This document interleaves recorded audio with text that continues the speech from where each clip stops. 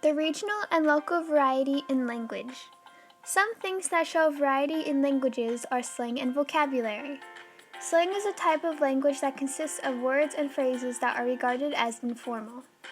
Think of it as terms used when speaking with friends or like text talk. Vocabulary is the body of words used in a particular language. A good example of the two is the United Kingdom and the United States. They both are the same language, but one way they are differentiated are the slang they both have. For example, the word biscuit means baked bread in American English and cookie in British English. Spelling and syntax are another way to show the variety with languages.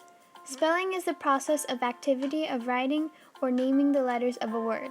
Syntax is the arrangement of words and phrases to create well-formed sentences in a language.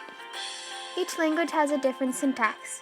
Some have the noun go before the verb, and some have the verb go first. An example for spelling is with the characters in Japanese and Chinese. Here, you see the same character in both languages, which is the same spelling, but it has a different meaning. The first character means hot water in Japanese, but soup in Chinese. Completely different meaning, but same spelling. Another is accent and pronunciation.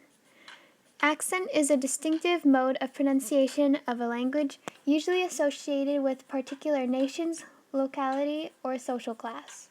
Pronunciation is the way a word is pronounced. It's easy to see the differences in language with their accents. In the United Kingdom, there are different accents.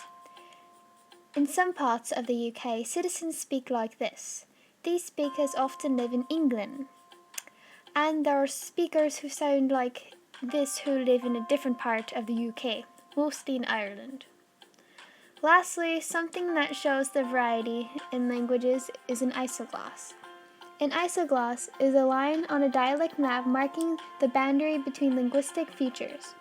The map here is a good example of how an isogloss is. In this map of the US, it shows the different ways people address a soft drink in English. It's not completely the same as shown, but is spoken differently in each region.